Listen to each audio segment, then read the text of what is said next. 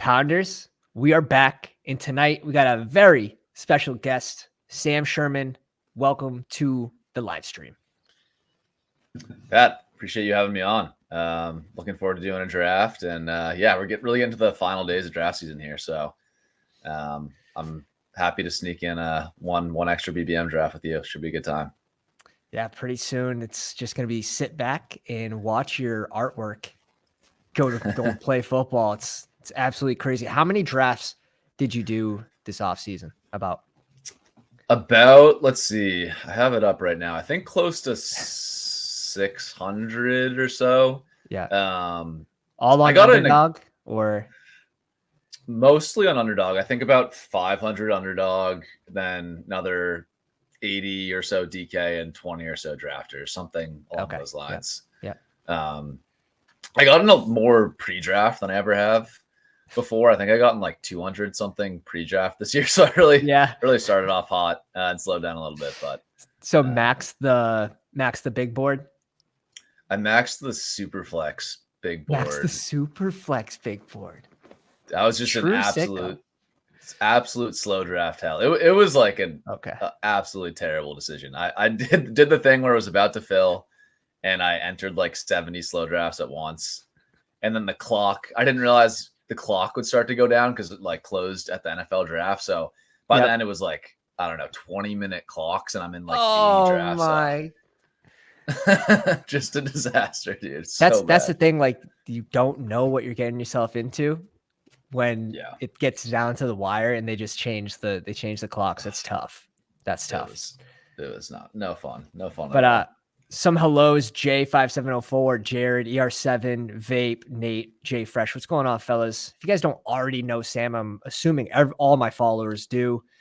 Sam is over at Ship Chasing, does the ADP risers and fallers show. A lot of fun, a lot of good stuff over there as well. Give Sam a follow if you're not already following him on the Twitter machine, link in the description.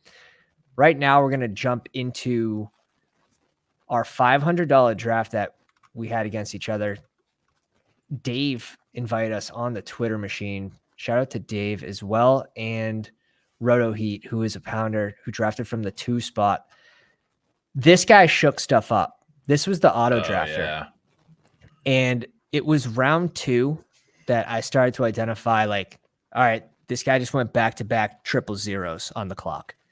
And then T. Higgins really confirmed it. That was the 3rd one in a row. And this really affected you guys on the back end. And you guys had the way tougher spot next to Peter Jennings and Dave, and Liam was in this one. I forgot about that too. So you guys had a tough go at it at the back end. Super sharp.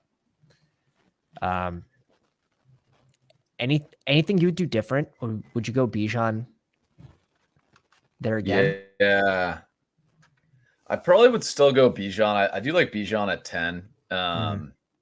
I think in this draft, what I should have been paying better attention to the auto drafter with the 3 quarterbacks. That's something like I took away from this draft, where it's like, okay, if there's an auto drafter that's taking 3 quarterbacks through 6 rounds, I got to make sure I don't get boxed out at QB. And I think that's kind of what happened to me in this draft. If I remember correctly, I might have ended up with like Dimes and Goff or something like that. Yeah. And that was the thing for me where that's like right on the line of as thin as I want to go at quarterback, especially in these like higher stake stuff. That feels a bit risky to me going with just those 2. So man, that quarterback auto drafter really messed things up. And I had to reach on Dimes to even make it happen. I think Liam got even more box out at quarterback in this draft, if I remember. It really hurt the back end. Basically it was everyone on the back end, I think, got pretty stuck. Even Watson and Love is pretty thin, and then Russ, Purdy, and Stroud. So it really affected you guys on the back end. I mean, what do you get? 4 QBs, 3, but they're all early. Yeah, 3 of the top 7 or something. So it's tough. It's funny because his team was turning out pretty good. Yeah, even for having those 3 elite QBs, It's like this guy's just scooping value, right? He's on auto. So his team wasn't fully dead until really Chiggy was his only tight end. Yeah, I remember. I think I hopped in the chat on this draft, and I was like, if this like the Hubbard pick and maybe the Wandel pick were like tight ends instead of running back and wide receiver, like Super this live. team could have won the league easily, which would have been super annoying. But I don't know, man. I've seen weirder things happen in auto drafted teams. Like I wouldn't completely rule this team out, but he's going to need Chig to put up a ridiculous season to make it happen. Finish his tight end 6. Yeah, but yeah, that was a fun one. And Sam, if you guys aren't already aware, super shark in these streets, super sharky with the data. I want to just pull up some names, right? People that were cut. Does it confirm any priors? Who should we be focusing now in the offense? And let's start with Malik Davis in Dallas. Is it Rico season?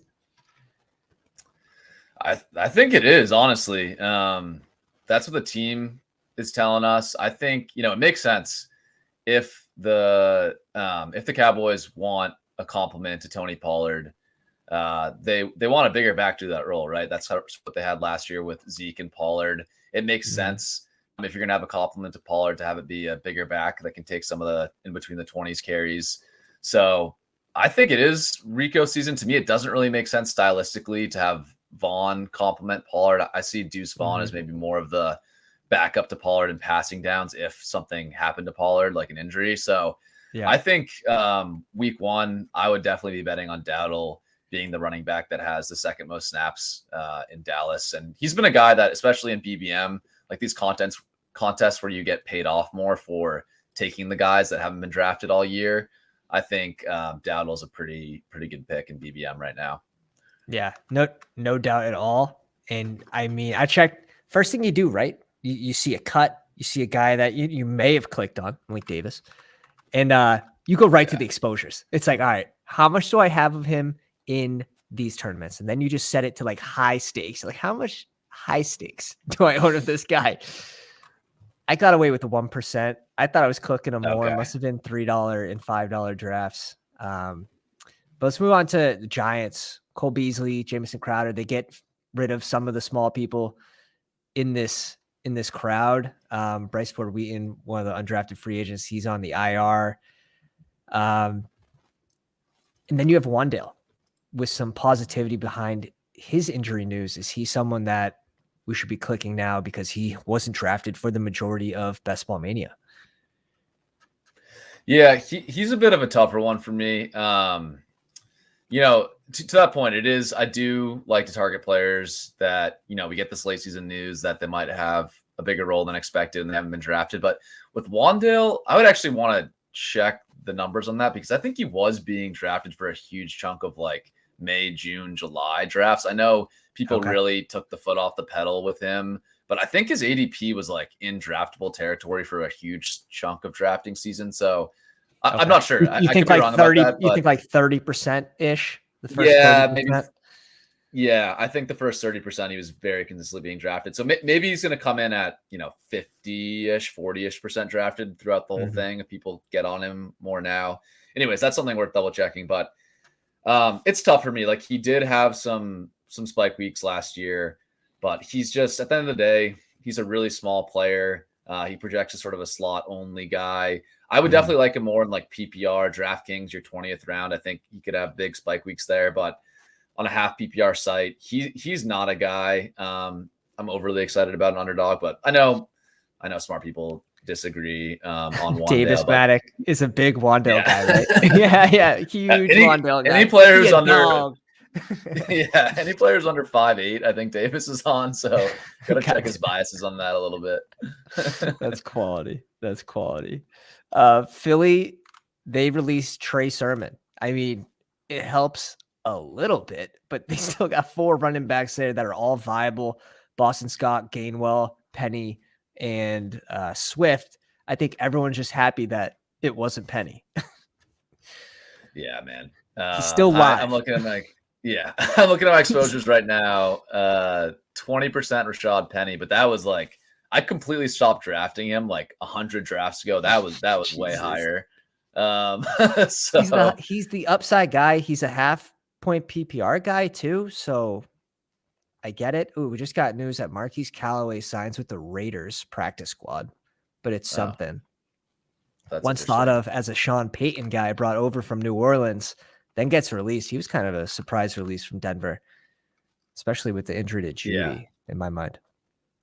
Yeah, because that left them with, I think, like 3 wide receivers on their active roster or something really small. It was them and the Colts that basically whittled down their wide receiver room to just 3 or 4 players, which is always kind of weird to see. But Callaway on the Raiders, I guess he could be. I mean, if he's just on the practice squad, I guess that doesn't mean a ton, but he's probably no more than like a rotational wide receiver 4 at best at this point. I'm guessing on that team. Another weird thing we got going on is the Patriots just getting rid of all their QBs and all of their backup running backs. They trade Pierre Strong Jr. They release Malik Cunningham and JJ Taylor. Like, what? And Kevin Harris, right? Yeah, and Harris. What the heck is going on? It was like their entire 2022 draft. They just like waived. I don't know, man. The Zappy thing is, I guess he's back on the practice squad, right? But yeah, he cleared waivers. It's still weird to me to take the risk with your backup quarterback like that, because theoretically he could have been claimed. Maybe they felt confident another team wouldn't, and that's why they made the move. But like, what? I don't know. I don't know what the plan is with that necessarily. But some of this stuff where like the player gets released and then goes back to the practice squad. Honestly, like I don't understand what's going on. Like I wish I could tell you. Like you need to keep more than one QB moves. Anyways. So yeah. Mad. It's weird. Mad Pats fan here. Mad Pats fan. They're just, who knows what's happening there. Miami, Chosen Anderson released. Could have been a compliment, deep shot type guy, known as a best ball guy in the past. Kind of frees up the wide receiver 3 spot in Miami now. Yeah, I've been taking some Berrios. So I don't have a ton of Tua. I was kind of off the Miami train in general, but on teams where I was taking Tua, I was mixing in Berrios, mixing in Durham Smythe a little bit. So Berrios was just like a contract thing for me, where I think Chosen Anderson had close to 0 guaranteed, and Berrios sneaky got paid a couple million guaranteed. So I was like, I think he's going to be on the roster. You know, we saw some sort of usage in New York that was somewhat fantasy intriguing at one point in time. So I was like, why not give it a shot with the younger guy? But it's probably going to be super concentrated with Tua and Waddle. I don't know how much juice is in Berrios. Of course. He seems safe for that wide receiver 3 role. I don't know who else it would be at this point. Yeah, basically him and Cedric Wilson is there, but yeah, fun little mix-ins. I guess at the end of drafts, I'd probably be taking shots on like Deontay Hardy in Buffalo. I think that's going to be like where the number 2 guy's so up in the air. We think it's Gabe, we think it's Kincaid, but it should be some sort of rotation going on there. If you guys haven't already, go down, drop a like on the live stream, hit the bell for notifications, and we're going to be doing a 24-hour live stream. I'm going to have to take a day off from work. It's coming down to the wire. If we get to 1,000 subscribers for NFL kickoff, we're 121 away. We're also be giving away 50. Well, it's 25% stake in that $500 team, 100K up top for first place. So if you want to try to battle against Sam, sweat it out with us. 25K for free if we can take that one down. All you have to do is drop a comment. One comment can win it. But yeah, I think any other people that got cut that you could remember that were of note, of Dwayne McBride from the Vikings. I know a lot of people were drafting Dwayne McBride, and Ty Chandler now gets a boost. Yep.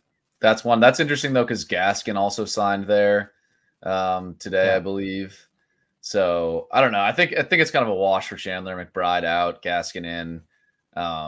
It's a good sign for Chandler that they're willing to cut McBride, who I guess, would have been the RB3 there. I think that indicates they feel pretty good about Chandler as the running back too there. So Mm-hmm. yeah, I've been taking Chandler. I don't really understand why he didn't rise in ADP off his preseason performance. I guess folks are like still think maybe Kene Nwangwu is a thing. I don't. I think he's a pure special teamer. So Chandler seems like one of these good RB2 bets that's in my mind like pretty clearly emerged as a team RB2. And if we don't, everyone talks about how they don't think Madison is talented, but no one really seems to be putting their chips in the line for Chandler either. So that's kind of an interesting one in Minnesota. Definitely. And that's just a backfield where the RB2 there could just be destroyed by like a Kareem Hunt or a Lenny coming in. And I think that's always been sort of the worry behind Ty Chandler is even if he beats out those other two, you still have that worry with those free agents. Here, please. Can we get some clarity?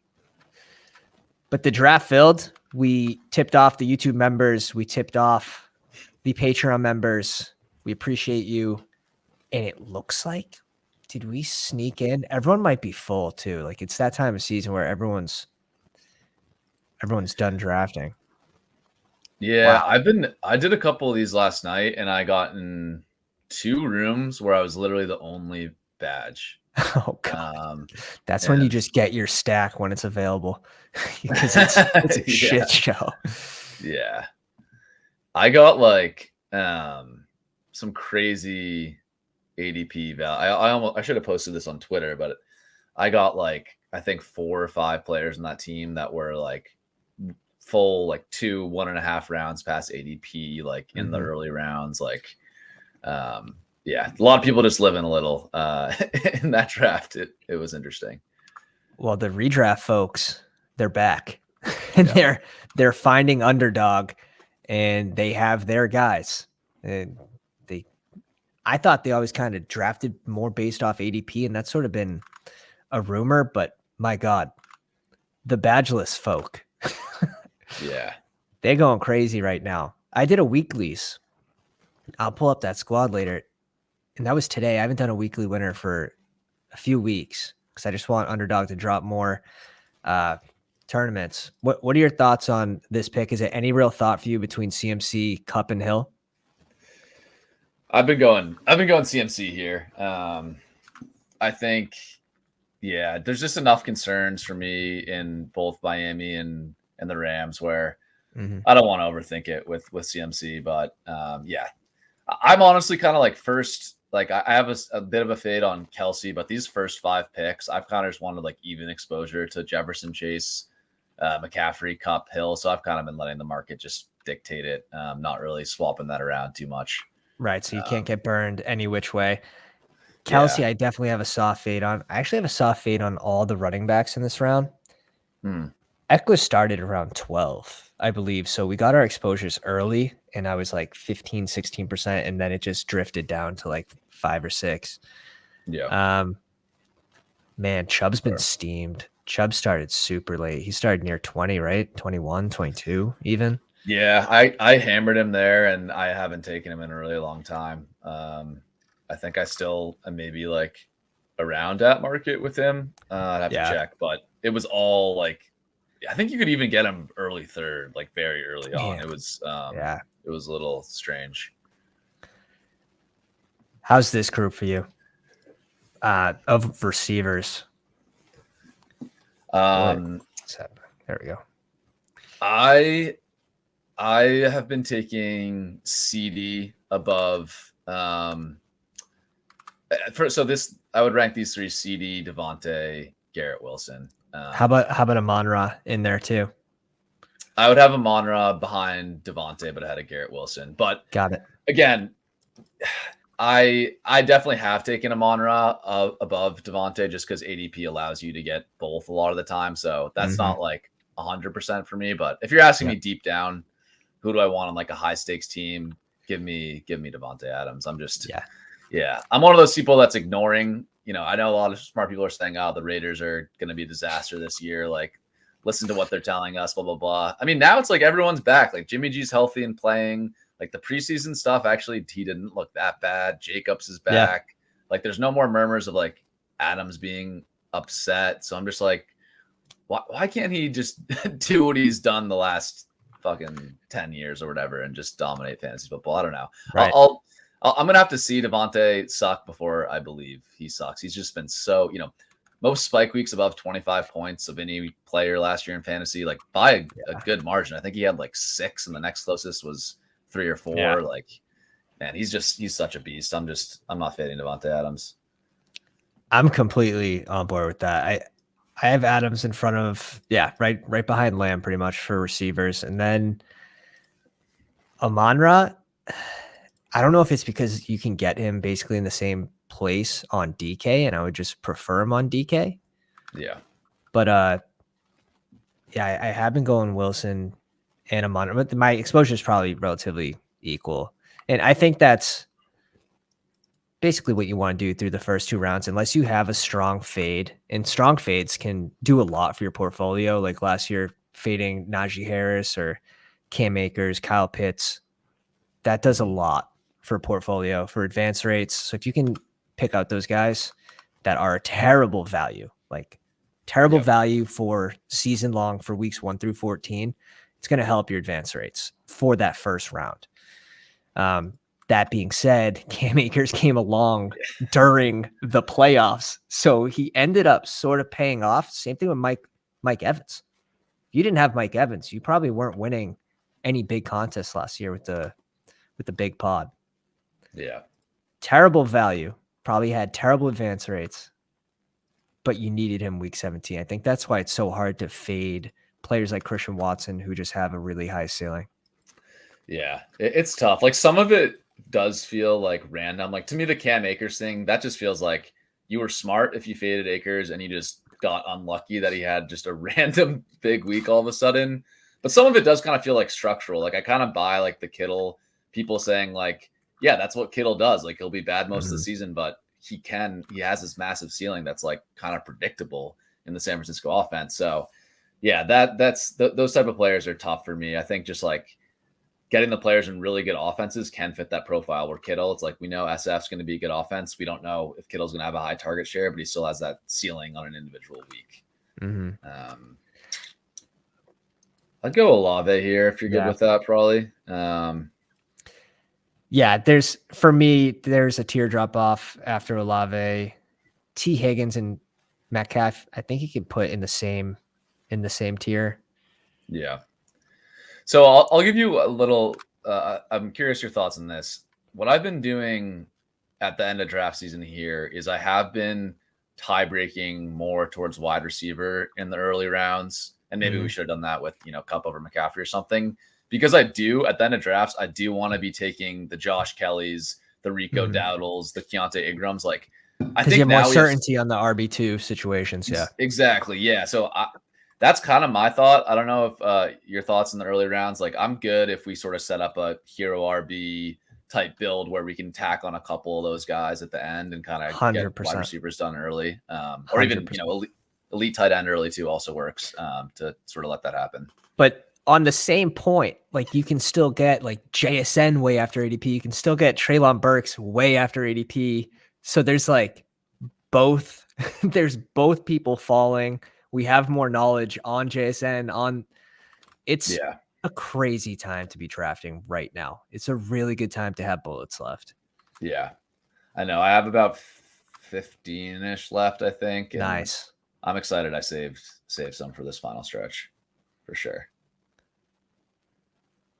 Let's see. So I guess here, T, Andrews, Metcalf. I mean, that's basically.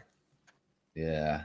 I don't have much T, to be honest, but at this spot, I don't mind it. I could also be talked into Andrews. The thing is, we just have no chance of getting Lamar if we get Andrews. Right. I'm good with T if you want to go I that think way. if we had, maybe it is more unique to go Andrews there with Olave, where a lot of those drafters are going to pull him in with Hill, with Waddle, who go in sort of a similar range. But nothing's going to be too unique. It's just based on ADP. Yeah. I'm fascinated to see where Jonathan Taylor falls to tonight, assuming there's no auto drafters here that'll scoop him. Typically 50 plus.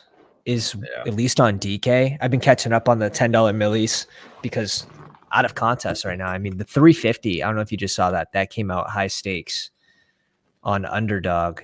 They just released the Rottweiler. $350 tournament, 792. Got a low rake, 9.8% rake, 75K to first place, 2 out of 12 advance. Fun structure right there, yeah. Yeah, definitely a fun one. I'm actually ripping one of those tonight with Pat Crane over on the Ship Chasing channel. Go. We've been we kept trying to do a high stakes thing for our ADP chasing show, and the tournaments just kept filling before we could do a draft. So we're just we're not letting that happen this time. We're doing one the day the draft opens to make sure we get it in. Right before I jumped on here, I was just watching Mason's stream, and I saw Pat Crane was in that draft. I think it was a 350. Yeah, so that's fun. A lot of fun. Yeah, I don't love the T. Higgins click. I haven't been doing it that much either because, I mean, before we had more, like we had Taylor, even Henry used to go a little later. Josh Jacobs used to go later. So these were clicks that were just kind of automatic in my mind. Even Stevenson.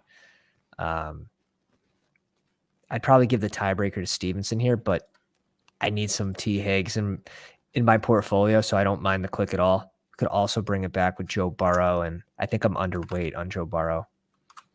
Yeah, that's what I was thinking. We kind of have the Jamar Chase drafter boxed in. Well, so we're gonna have a chance at Burrow before he does, which is nice. If we want to do that at 46, I haven't taken much T because honestly, like the Ramondre before the Zeke signing sort of tanked his ADP, I was taking Ramondre over T.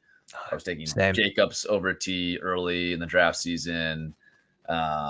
So I didn't get a ton of him, but now I have been in several drafts where he's fallen to 28, 29. And even then, I'm oftentimes clicking Andrews over him. But I think, like, he's not a guy that I really want that hard of a fade on. I'll probably end up with like 3 or 4% and have a ton of Burrow on those teams because I still think he does have a really high weekly ceiling. So I want some, getting some exposure to that. I think is smart. I don't see how he like smashes this ADP. Like, I don't see how he's that high of an advanced rate player, which is, it's tough. He can't smash this spot. He can pay out the ADP, but like even DK, I think, has a higher ceiling. I do too. But it's not a bad spot to have to pick him there. No. Fields has been a roller coaster of ADP. A lot of people reaching on the 3-4 turn recently, kind of doing the Fields DJ Moore stack. Been seeing that a lot towards the end of this season. And that ADP was kind of been a roller coaster where it started there. It almost got pushed to like where you could even almost get it at the 5-6 turn. Like it started getting close to that, and then it like corrected all the way back to where it started. So a couple preseason highlights can do that, I guess. McCaffrey says, I'm fading T, but he's a guy you'd love to have week 17 if you make it there. Yeah, no doubt. I mean, direct leverage play off of Chase. Yeah, that's a fun one. It's a fun one. And I mean, you can get more leverage too if you go like Pacheco and you say, all right, they're going to get in. KC's going to put it in the end zone twice on the ground. Mahomes ends up with just 2 touchdowns, pretty flat scoring week for him. You can sort of go with that narrative. Yeah. Yeah, this range for me is like Breece Hall or Burrow, basically. Those would be my 2 picks as well. We're not going to get Burrow back around with the Chase drafter. So I think we take Burrow, and I think there's a chance that people are spooked enough in Breece that he comes around. So that would be my play. Dalvin Cook back at practice, so maybe they saw that. Breece opinions are all over the map, and I kind of get it. Like I see both sides of it, but I just like it for the fact that we're getting him at a better price, and I was fading him earlier in the draft season. So yeah, that was smart. I think that's the best time to buy. Yeah, right here would be nice. Let's go. Let's do it. Yeah, the Breece pick, I mean, at 51 too. This is like old ADP, before we got the news that he was practicing again. So that feels good. And I kind of like it too with McCaffrey, right? Where I think Brees, if you're really counting on him early in the season as like your anchor running back or something, it could be tough to advance if he just starts slow. But yeah, I think taking him with another elite running back is sort of a good way to play it. I mean, especially at 51, it's like at that point, the risk of a committee is fully baked in at 51. I mean, there's 100%. You're going right next to Kenneth Walker and so Kenneth Walker went off before, and Najee, and we know Najee's in a committee. that's been confirmed. Oh man, yeah. So we started. We're gonna go hero. Now we're gonna go double anchor. we'll try to scoop up these receivers. Even if we could go like, I don't love Waller at this ADP. I have a good amount of him, but like a falling Kittle, a falling Hawkinson, but he went at 38 here somehow. Oh, whoa. Jeez. I got him at 70, 71 the other day. Yeah, I like these weird, like these middle round tight ends. They've fallen since the beginning of BBM4. So if you were fading them earlier, now is like a good time to get in because you're just getting the better price. Yeah.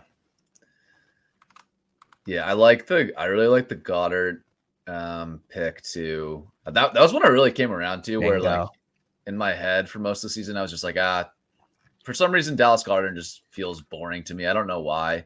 And then I looked into it a little bit more, and he was pacing for 1,000-yard season last year.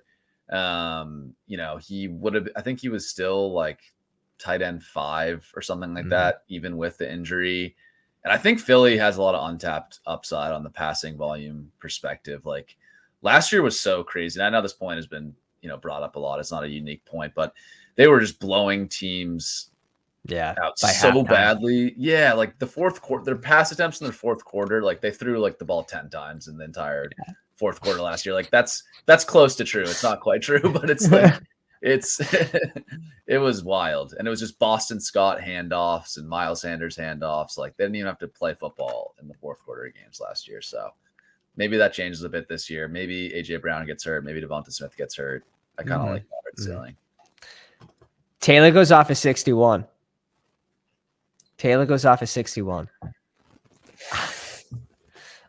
I still like some of these receivers over him.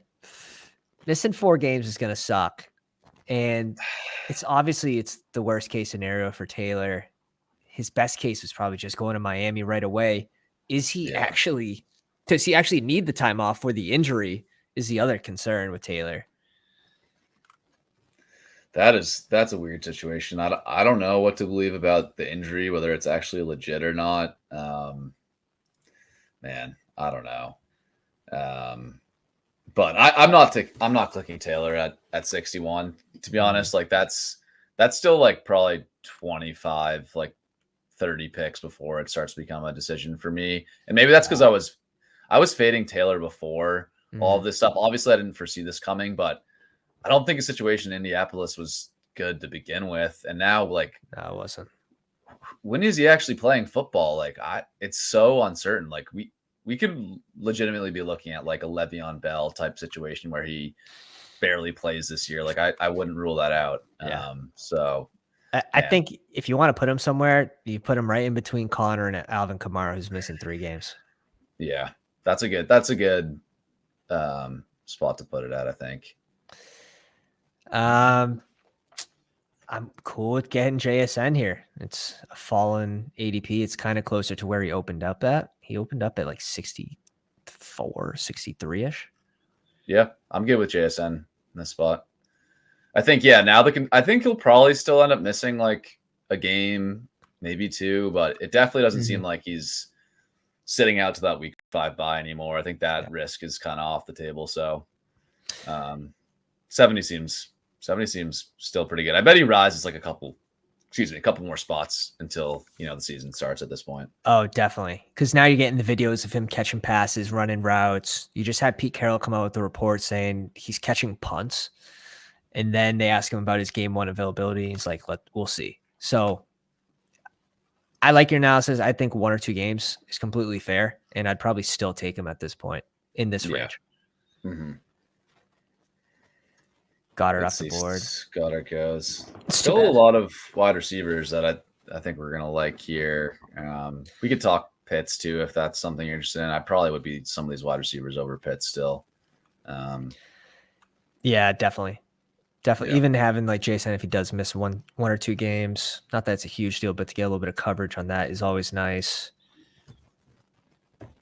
Love to get your take on Brandon Cooks. I like Cooks, but I'm like, dude, I like Addison. Freiermuth goes to 74. Oh my God. All right. Wasn't going there. who's your guy here? Is it one of the rooks? It's Addison for me here. The separator. Yeah. I like Addison a lot. I liked him a lot as a prospect. Yeah, I think he was kind of underrated because his combine like wasn't that exciting. But I think it's kind of like an unfair ding on him because, if JSN ran the 40, people would not be pumped about his combine either. Let me just tell you that. Like, he is not a fast straight line speed guy. So, yeah, I think Addison can just play. Like all the film grinders, all the, Matt Harmon, the wide receiver scout people love his game.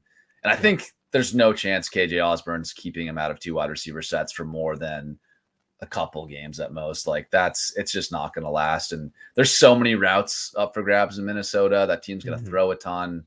I think, people say, oh, there's not much upside with Jefferson there, but look at the first 2 rounds of drafts now. There's so many teams where 2 wide receivers go in the first 2 rounds, like Hill and Waddle, Chase and Higgins, obviously. It happens now that the wide receiver 2 on a team that throws a ton can be a fantasy stud. So yeah, I love the Addison Click.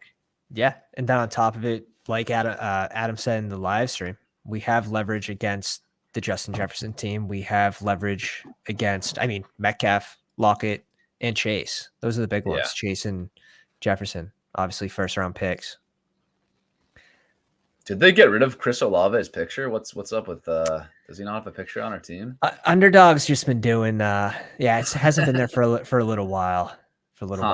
Maybe that's why we got the 2 picks of value there. Yeah, the anonymous picture value. You got to sweep that up every time.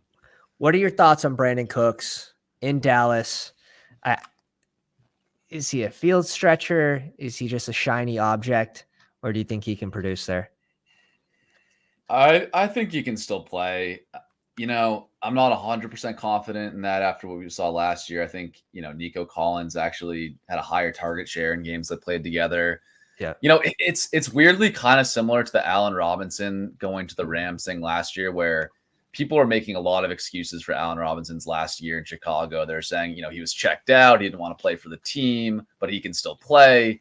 Yeah. We're kind of saying that about Cooks, but instead of having to pay like a 3rd round price tag that we did for Allen Robinson, you get Cooks in the 7th or 8th, right? So the market's not fully buying it. So I think it's a fair price for him. Honestly, I think Dallas is gonna, another team that I think projects to throw a lot, even though people are saying, McCarthy's gonna do boomer ball and run the ball a ton. I actually don't kind of buy that. I think McCarthy's gonna throw a bunch. So I think it's a fair price for getting the wide receiver 2 that could still be talented on a high flying offense. I think it's a fair price. Nez, welcome to the live stream. Says 2 of the most handsome dudes in the industry on one stream. Let's go. Don't hype us up. I like the Cooks click. He's a classic best ball click, and he goes sort of in the right spot. And that's where I think I can get behind it. There's uncertainty with Sky Moore. There's uncertainty with DeAndre Swift, although I do like Swifty on the back end here because he started in the 60s. So I don't mind the Swift click in this range. But like Michael Thomas, there's a ton of unknown. Herbert got steamed up from what I think is just the casuals watching preseason football. They see one dump off pass go to the house, and he goes up 20 picks in a week. But Bateman and Burks, I would definitely be clicking more than Cooks in this range. Interesting. Yeah. That is like an interesting one where if you ask me in a vacuum, I'd agree, but the market's been like so far separated on those guys that you've been able to like get both almost, that I haven't Mm. had that cross my mind. But that's a fair point. Like I like Bateman and Burks a ton. I mean, Burks is back practicing today, right? Yeah. It's Yeah. And again, best ball mania. I'm so best ball mania minded in these drafts, like just being conscious of where they went, where they started, Yeah. and for about how long. So I do like the Burks click here. Let's see. Do we have any tiebreakers of like Burks versus Bateman? I like both those guys. Not really, I guess. No like week 17 stuff. No stack stuff. Yeah. I like Burks here. It gives us a chance at the Tannehill like later, maybe. True. Yeah. If we need to get that gross. We could go Bateman too if he falls to us, or we can Yeah. pull in, like you said. I mean, now we have double anchor. We're strong at RB. We can still go ahead and kind of snipe these players that we think should be rising, good targets in the 18th round. More certain. We just have more certainty on their RB2 role right now. Yeah. Until Fat Lenny and Kareem Hunt come out of nowhere and just snatch more souls. Are you drafting those two guys? I already have way too much Lenny. I can't get any more. I have 43% Lenny on DK because he goes in the 20th round. I mean, yeah. Anywhere he goes, he's going to pay out if he plays football. Yeah, that's the thing, right? We get both. Yeah, let's do it. Lock it in. It's a fun one. Yeah, this is nice because now I think we can probably stop at 7 wide receivers if we want to. So it gives us a lot of flexibility for roster construction now. Nice. I guess it depends. Yeah, I would probably stop at 7 depending who it is. Yeah. But with these two, we're taking a shot that one of them's healthy, and then we have a rookie that might start a little slower. That's fair. It depends who it is. Like, I guess if it's like a Jacoby Myers type that we feel good about at least giving us something, right? Versus like a speculative whatever Wandel Robinson or something. Dak Cooks building chemistry. I'm fine with the Brandon Cooks pick, but when you have Burks going 20, 25 picks after his starting ADP, I want to talk about the Burks Bateman stuff because I was talking with Crane about this. Haven't ranted about it in a podcast yet, but we talk about how like the fantasy markets are like efficient now in reacting to like this injury news, but they're really not. Like guys like Bateman and Burks, they just like when they get injured, they just slide and they keep steadily sliding because people are scared about the injury. And then news happens that they're back at practice and they don't really jolt back up in ADP. They just like stick wherever they like slid to, they just like stick there and that's their new ADPs. Like I don't get it. Like yeah. He's going next. He's the next wide receiver off the board is Dobbs. Yeah. Like Bateman or Dobbs. That's huge tier break for me. Massive. I don't know. I think people sort of forget that Bateman can take a slant to the house on any given play, and Todd Monken wants to throw the ball more. I think that's good for everyone in that offense. I've been drafting all the wide receivers in offense, and people will cancel me for the Odell picks. But man, like I just feel confident one of these Baltimore wide receivers is going to be good. And I don't think, someone's going to end up the wide receiver 3 here. Like that's probably going to be a loser, but I don't think that whoever that player is still doesn't have a ceiling in a Lamar Jackson offense. Like Odell Beckham running 70% of the routes in the playoffs. Like that doesn't seem horrible for a team. Like I just think Lamar Jackson can throw a shit ton of passing touchdowns this year. Like I just kind of want exposure to that. So we'll see. This might be a hot take, and I think there's a small, maybe not small, there's a possibility that the one that takes the hit is Mark Andrews because he's been so dependent on volume, and he's been great, and we've seen a tight end 1 overall season from him. But who are the weapons surrounding him? Yeah, I think when you get a more busy type offense, less of a target share could hurt him, but I still think he goes in the right range Like this is still a good range for his upside, for his single game ceiling, which we know is very big still. He can put up an over 20-point week. So it's tough to sort of weigh that, but I do think there's a chance that it ends up hurting Mark Andrews the most, where the other three receivers, they go from pick 73 to 98 or whatever. Or no, Odell goes to like 100 something. Yeah. 109. So it doesn't take a lot for these guys to pay out at their ADP. Like they don't need to have even 800-yard seasons. They can go like 50, 70 and 5 touchdowns. Yeah. And probably pay out that ADP. I was hoping Gino might have fallen to us. That would have been fun. Yeah, that definitely would have been, because it's tough to go Tannehill here. We probably only want to stick with two QBs. Oh yeah, because the week 7 bye.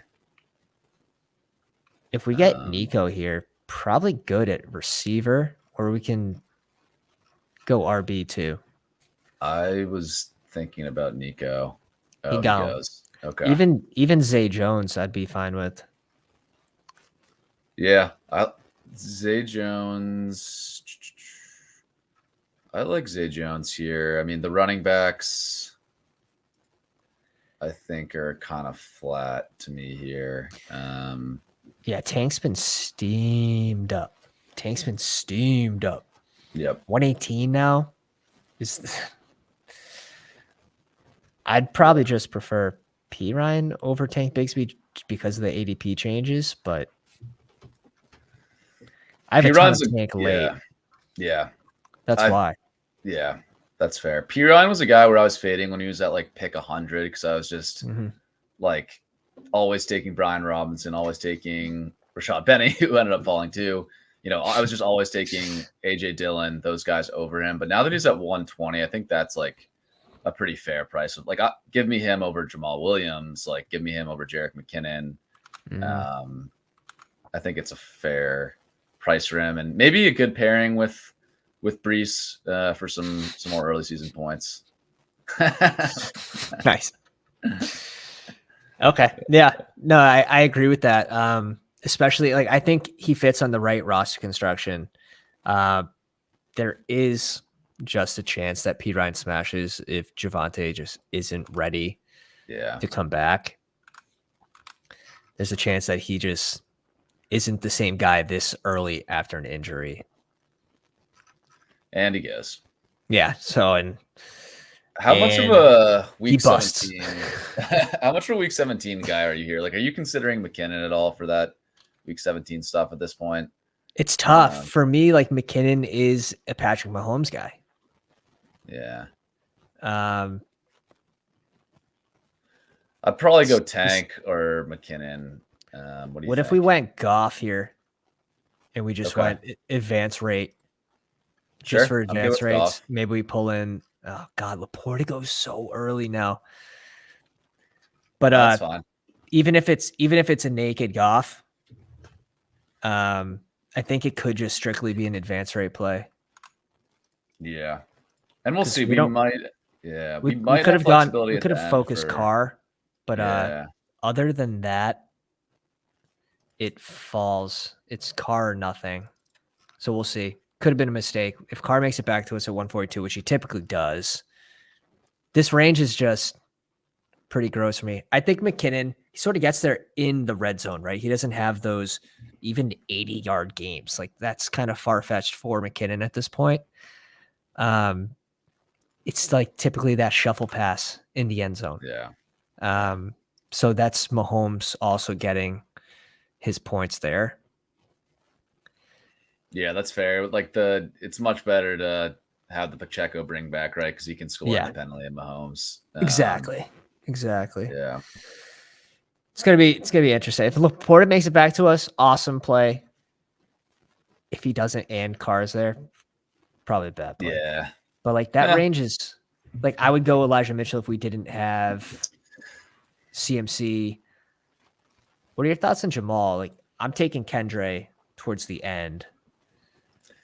Yeah, I'm very rarely taking Jamal. Yeah, to me it just seems like the suspension is like if Kamara wasn't suspended, what is Jamal's ADP? Like I think it's after like Algier, right? Like it's more like 150. 150. Yeah. Like you're paying such a premium, I guess, just for like 3 weeks of like Kamara being suspended, which I don't want to pay that much of a premium for. That seems like a weekly winners type strategy where you're trying to win like the first 3 weeks and you go 0 rookies and you bring in Jamal like that. But I agree with you. It's an ugly range now for running backs. Like P Ryan actually for me, and I don't have a ton of P Ryan in this range. P Ryan's a weird one too, because you get positive news about Javonte Williams. And he's technically the RB2 on the team, right? Yeah. So I just think like P Ryan would be an easier click down here by like Damian Harris. By Algier. Algier's probably going to get what, 8 to 10 carries a week. 6 to 10. Yeah. I mean, P Ryan, the thing that I struggle with P Ryan, like, man, the dude's been in the NFL for like 7 years and has 7 career rushing touchdowns. Like, we're really hyping up like the fact that he got paid, which is a fair point, and the fact that he had that big game last year without Mixon. Like, we're really looking at a small sample to be like, oh yeah, Samaje Perine is a guy that's given us fantasy success in the NFL. It's really been like his rookie year in Washington way back in the day. He was like okay as like a 2-down grinder back, and then like a couple weeks last year, and we have to pay like kind of a high price tag for that. So I've been mostly out on P Ryan, but like I said, pick 120 I think is where it's like, all right, I'll take him over Jamal Williams. Like, fair enough, but I'm not super excited about it. Laporta goes, bummer. Yeah. He started in like what, late 160s? Yeah.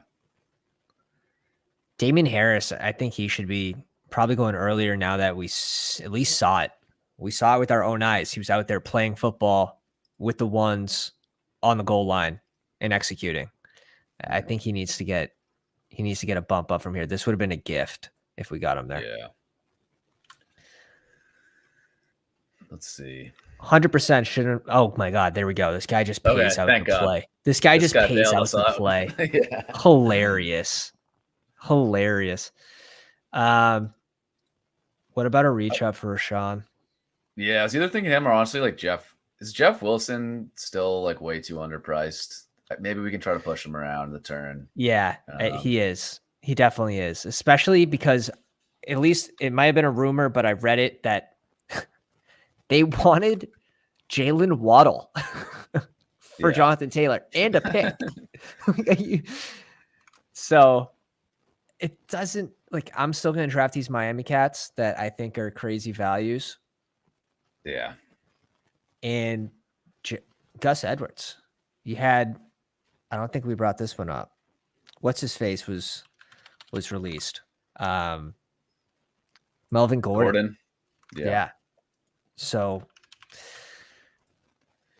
that sort of adds a little more certainty.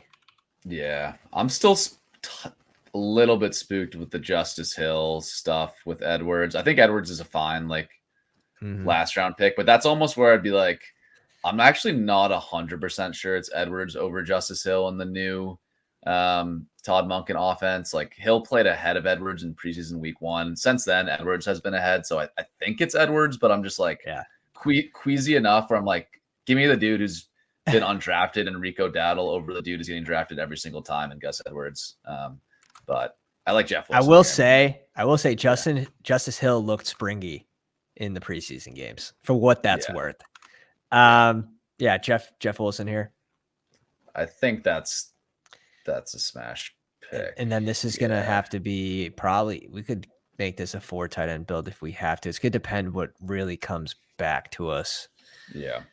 Could get real ugly at tight end, but we're likely looking at, unless someone falls, which I'm okay with bringing in Greg Dulcich at this point, where other people are fading him and he's falling. Like, give me the depressed ADPs where people are gladly taking him at 118. Yeah.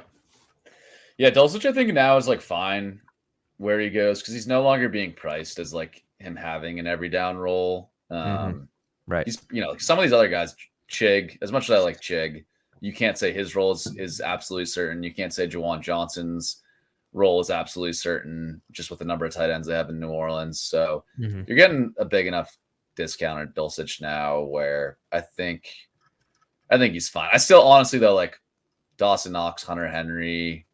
If I in a vacuum, I'd probably take those guys over him, but with like the dynamic of getting him at much cheaper prices than everyone else, I think it's fair to go Dulcich there. Dude, that's my sweet spot on tight ends. When Juwan Johnson was falling, I must have been doing a ton of BBMs because I'm at like 23 or 24% Juwan Johnson. He's my highest owned tight end. And like, I won't lie, I was drafting him from like 160 all the way to he dropped to like 190 in some drafts. I was hammering him. Carr likes his tight ends. We see him go at 152 here. Yeah.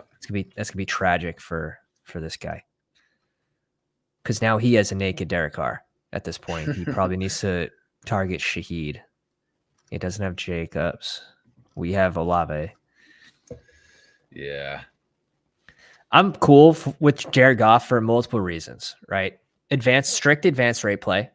So I don't care if we don't have anyone on that offense. It could just help you get out of the first pod, could help you get out of the second and third pod where you're only going up against 15 other teams. And then basically for regular season, like he could pay off for regular season.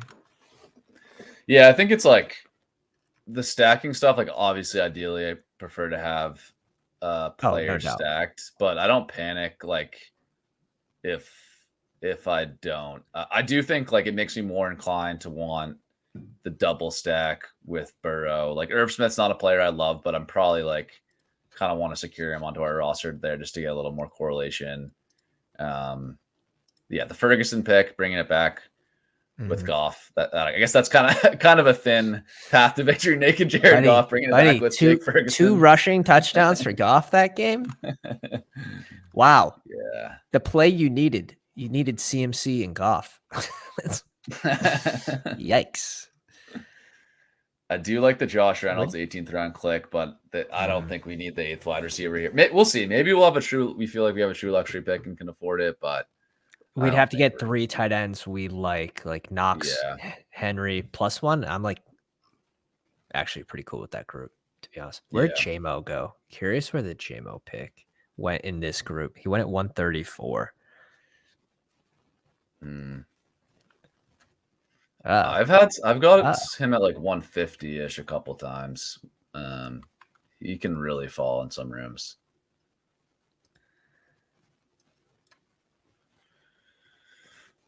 All right. If we want both, I think we'd go Jake Ferguson here first, just because I mean we have a luxury. We have a tight end in between. Personally, I never click naked Irv Smith, so I'm hoping no one else does. They don't have Mahomes either, so it's just not a bring back. They have 2. Those guys have 2 tight ends already too. That guy is wild card with Freiermuth at 74. Who knows what he's going to do? But he could just see the mini stack between Sky Moore. Okay. Yeah, I think we go Ferguson. Let's take the risk. Let's give it a chance. They both have 2 tight ends. Yeah, this guy needs a third one. Who goes naked Irv Smith though? Yeah, this guy probably does. I mean, he took Freiermuth at 74, so maybe he's treating that as an elite tight end. Maybe he's done it too. Anchor tight end. That's too much. If we get 3 of those tight ends, is it even possible to get one of these guys on the way back around 188, 187? It's possible. It is. In sharper rooms, probably not. If Liam's in the draft and Henry's on the board, you're probably getting Henry. I mean, if Liam's drafting, Dawson Knox is not available at this point. He's long gone. And Kincaid's gone at 90. Man, yeah, I think the double stacks. Yeah, Get the spoons out. Kendrick pick would be nice here, but I think we just. I know. Yeah, it's killing me. If I could guarantee us to get Knox and Henry on the way back around, I'd click Kendra here. Yeah, and it's just the big Joe. I feel like there's going to be at least one big Joe Burrow game this year where it's random Irv Smith 2 touchdowns, like 4 catches, 40 yards, 2 touchdowns. Like that's happening at least once this year. So I'm cool with the RB room, all different bye weeks, really, for the bye week bros in the chat. Yep. What are your thoughts on CEH right now? I've come around to him being fine.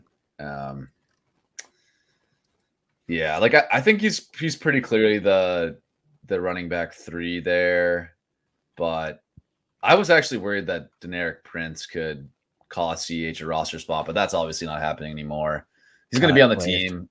Yeah, he's the clear back. I think he's the backup to, if McKinnon gets injured, I think CH can do the passing down stuff. If Pacheco gets injured, CH can do the early down stuff. Like he's okay at everything, so he's a fine pick. Something I toss out in this team is, do we try to nail the Bengals pass catching running back on this team with like a Chris Evans or a Travion Williams? Yeah, that could be interesting. That situation, like Travion, I guess, is coming back soon from what I last read. I don't know if it's going to be on here. Okay. So I think the latest from today is he was practicing, but only doing special teams. And Chris Evans, who was also dealing with an injury, was back practicing like in full. Yeah. So I think the favorite is Evans, but honestly, like my confidence in that is not high. Like that, it could be a dead roster spot for sure. And Chase Brown made the team too, so he's still lurking. Yeah, he is. Yeah. It's tough.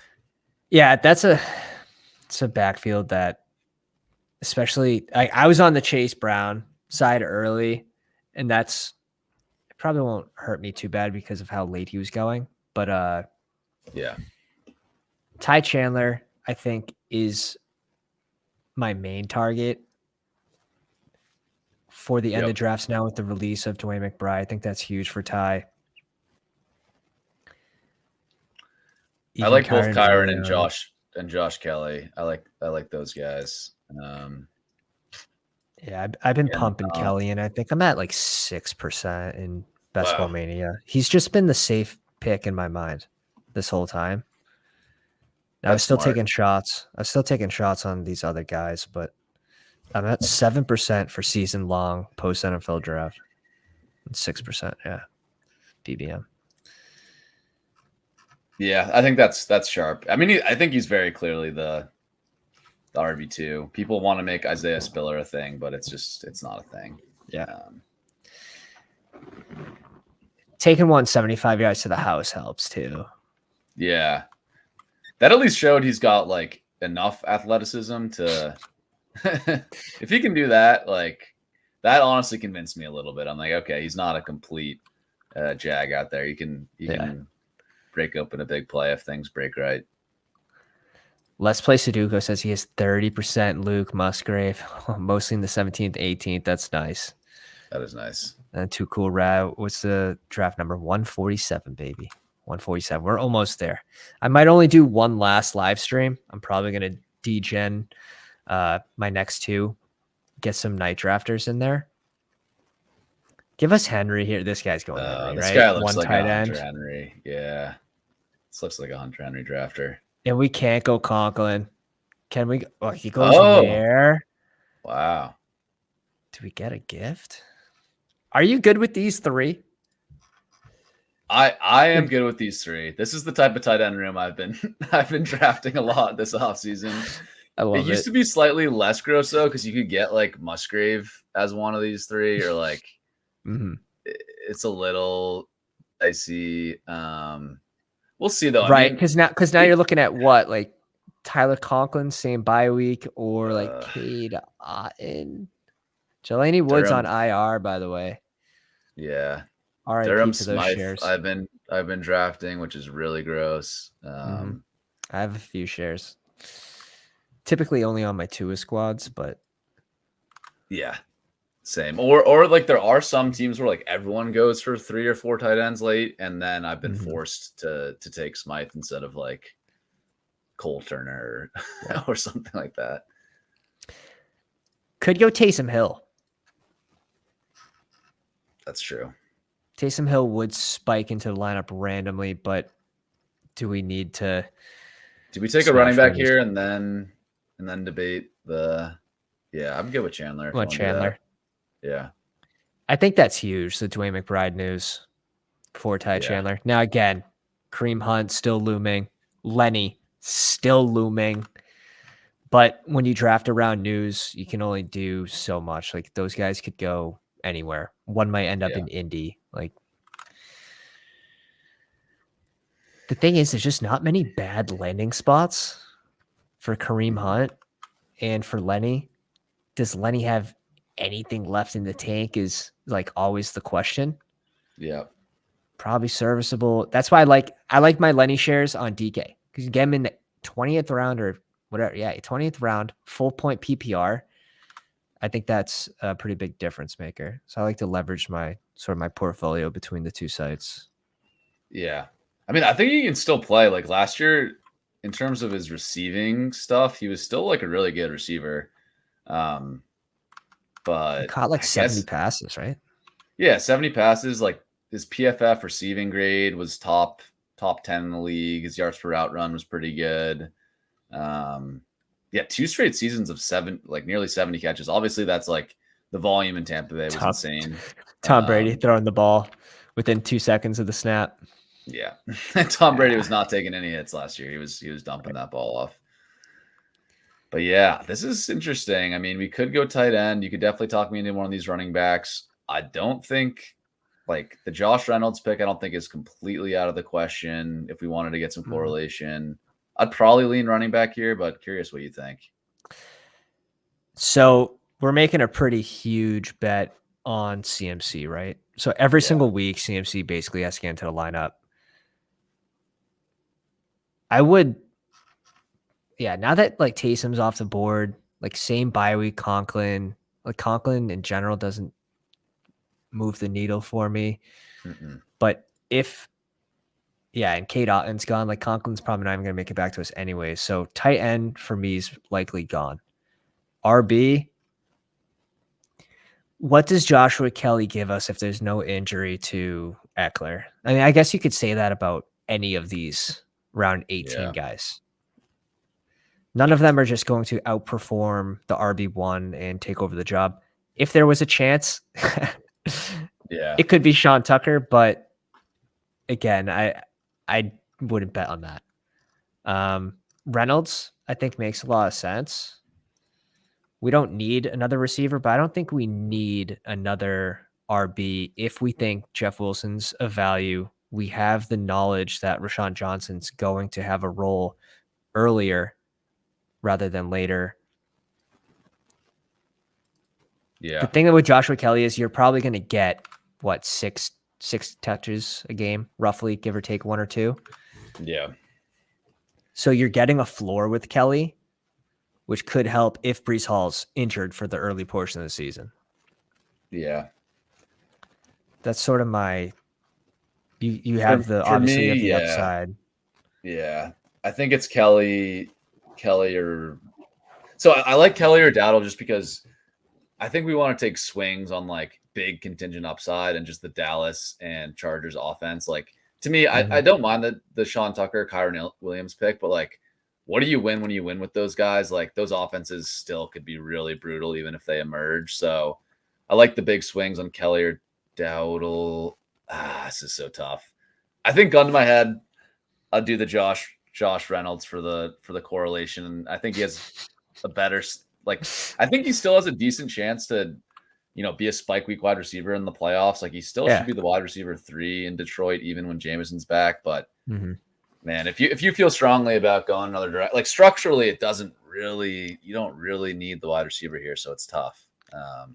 I guess you could argue receiver if you expect JSN to miss time and Treylon Burks to miss time, and then we have a rookie that typically takes a little bit of time. So gun to the head, we'll get a little bit of exposure for week 18. What if the Jared Goff to Josh Reynolds stack with Jake Ferguson coming back is what you need? No bringbacks, huh? Oh, Jake Ferguson. We snuck it in.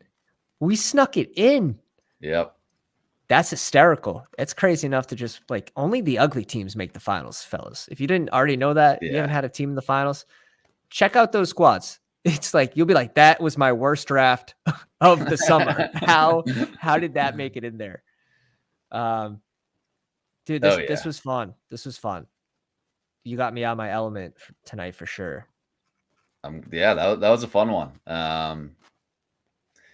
The running back room is if McCaffrey and Brees are healthy and playing well, we're gonna love this team. If they're not, it's gonna be interesting. But I kind of like that fragile build, and then just hope we get a bunch of spike weeks from these wide receivers and tight ends. We'll see. Should be fun. Definitely an interesting one. I'm usually stronger, I guess I'd say, at tight end, but I'm cool with the way we went through and we built this, and this guy saved my credibility tonight. Thank you to Drober23. I knew you were gonna do that, you crazy sicko. But if you guys haven't already enjoyed tonight's stream, make sure you give Sam a follow. Link in the description, on Twitter, on YouTube. Smash the like on the way out. And again, subscribe to the channel. Sam, thanks for coming out. Do you have anything to say to the people? No, just if you're, looking for more stream drafts, we're doing a draft on ship chasing. I think one's actually going on right now for a managed team that they're doing over there. And then Crane and I are going to hop on at 10 o'clock and draft one of the Rottweilers, I believe they're called, the new $350 entries there. So you want to compete with us, can find me there at 10 o'clock tonight. But nothing else. Thanks again for having me on. That was a lot of fun. Enjoyed this team. Sam, appreciate you coming on, my man. Guys, ladies, gents, have a good night. Pounders.